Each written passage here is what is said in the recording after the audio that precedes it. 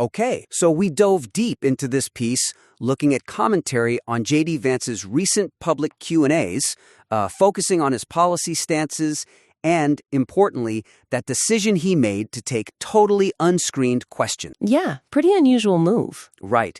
And the material argues, pretty convincingly, I thought, that this shows his political effectiveness, highlighting the transparency and how concise his answers. That's laid out well, definitely. Let's jump right in on how we can maybe sharpen the analysis of his performance. Move it beyond just saying, good job, to really assessing the strategy at play. So a key thing running through this, obviously, is the shock and maybe appreciation for Vance, taking those unscreened questions from college students for, over an hour? Exactly. That's the core. I mean, that kind of format, it's just, you don't see it often at that level. You really don't. And the source material absolutely nails that this is unprecedented. It gets that it's a pretty high-stakes thing, gives credit where it's due. But the commentary then kind of shifts gears, focusing almost entirely on validating why Vance's answers were, substantively correct on the policy front. Okay. And it misses the chance to really dig into the strategic skill needed just to navigate that kind of environment. Forget winning,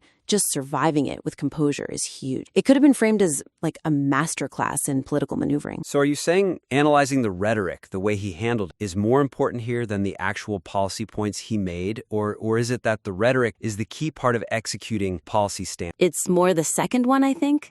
The rhetoric reveals the strategy. The weakness here is focusing just on the outcome, like Vance won that point, instead of the process. Okay, how did Vance actually manufacture that win when he was under fire? Got it. So the suggestion is shift the analysis, focus on the political mechanics. How does he actually neutralize these really complex, sometimes loaded or, deeply personal attacks using specific rhetorical techniques? Think of it less as a policy forum, more like a hostile debate stage.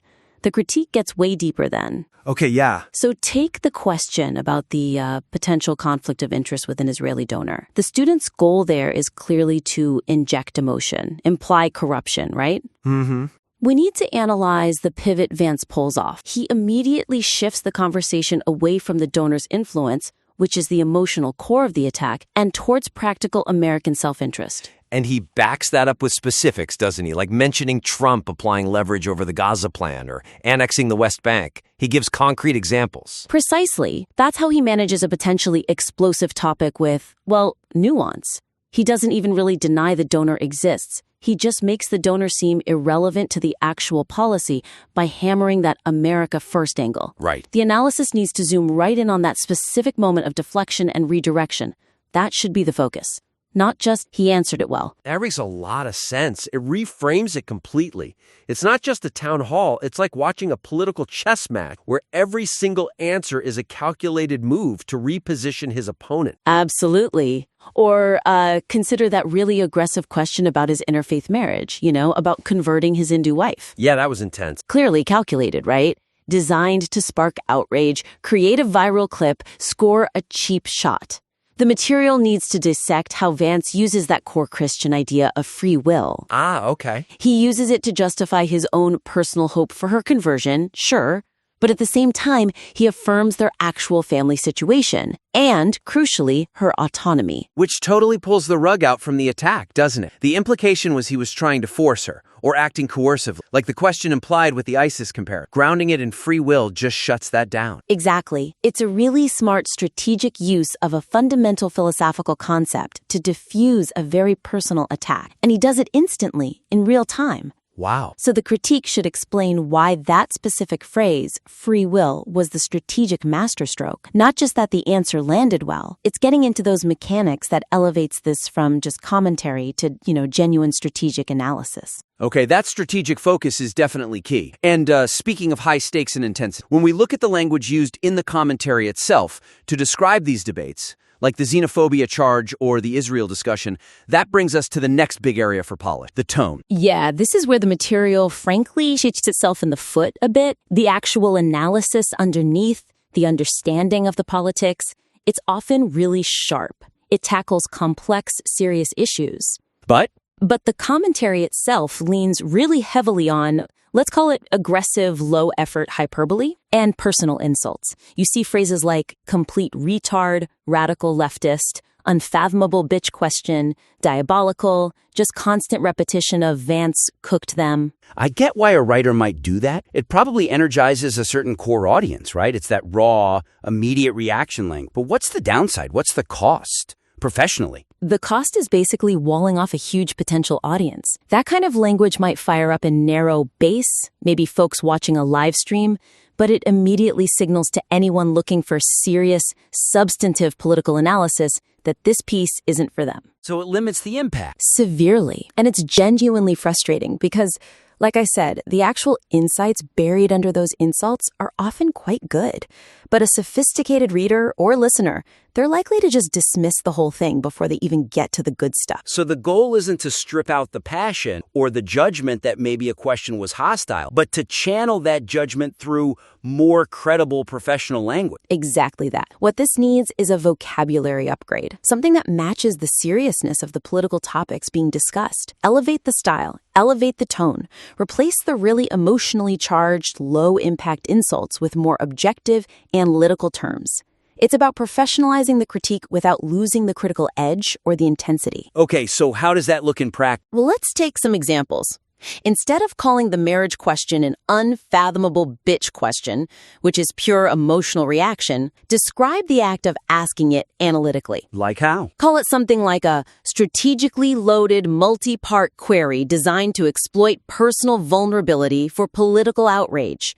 Or maybe an entitled, confrontational approach aimed at provocation. See the difference? Yeah. That's much more powerful, actually. You're critiquing the tactic and the intent, not just name-calling. You're showing your work as an analyst. Precisely. Or take the claim about Jews persecuting Christians. Instead of immediately slapping a label like retarded on the questioner, which achieves nothing analytically. Right. Focus the critique entirely on the factual and historical inaccuracies in the question's premise. The material actually does this later on. It points out the history, the relative safety and growth of Christian populations in Israel compared to neighboring countries. So lean into that factual rebuttal. Yes. Focus on that sharp contrast, the lack of factual grounding for the question itself. That's where the real critique lies. Okay. Ultimately, it's about analyzing the intent behind these challenging questions. Were they trying to embarrass him, create a viral moment, genuinely seek info? Focus on that, rather than just mirroring the writer's own visceral emotional reaction to being asked. That vocabulary shift turns the writer from just another reactor into an authoritative strategist. That elevation in tone. Yeah, I can see how that would definitely help the piece reach a wider, more, respectful audience. Okay, let's pivot now to the final main critique. This one's about the section on community, where the material discusses Vance's reasoning for wanting to live near people who share, a common language or value. It frames that desire as common sense. Right. Conceptually, this section has a strong foundation. Vance's core point about community needing communication and shared values is defensible, but the way the commentary defends it is rhetorically weak. How so? It leans way too heavily on a really aggressive kind of extreme hypotheticals. The comparison to living next to a rapist, and also aggressive deflection, like just saying, I'd pick bigot. Yeah, when you jump straight to those kinds of extremes, it feels like you're almost creating traps for yourself rhetorically. It escalates things so fast. Exactly. That it totally muddies the waters and dilutes the simple clarity of Vance's original point, which was basically just, hey, being able to talk to your neighbors is probably a good. Absolutely. The weakness isn't necessarily the underlying political point. It's the way the defense is structured. It feels reactive and defensive. So what's the suggestion? Structure the defense around principles of, say, practical necessity and societal coherence. Draw more on the stronger, policy-focused context that's already present elsewhere in the material, things like economic impacts, historical precedents. So, less rhetorical fireworks, more foundational argument. Pretty much. Start with the linguistic point Vance himself made. Use that as the anchor. Reinforce that idea. Community, communicate, commune. It's right there in the root word. Okay. That emphasizes the fundamental role of language in just basic social cohesion. It makes the argument philosophical, not just, a personal preference. Right. Grounds it in something more objective. Then you need to connect that local sort of social observation back to the bigger policy picture. The writer mentions the problem 20 people move into a 3-bedroom house. That's a concrete local issue. Yeah. That observation needs to be explicitly linked to the broader policy consequences. Things like wage suppression from importing cheap labor. Maybe mention H-1B visa abuse specifically if it fits. Connect the neighborhood-level disruption to the national economic policy debate. That linkage feels crucial. It shifts the discussion from just, I don't like this happening on my street, to a concrete critique of immigration policy's effects on the job market, housing, infrastructure. Exactly. It gives it policy weight.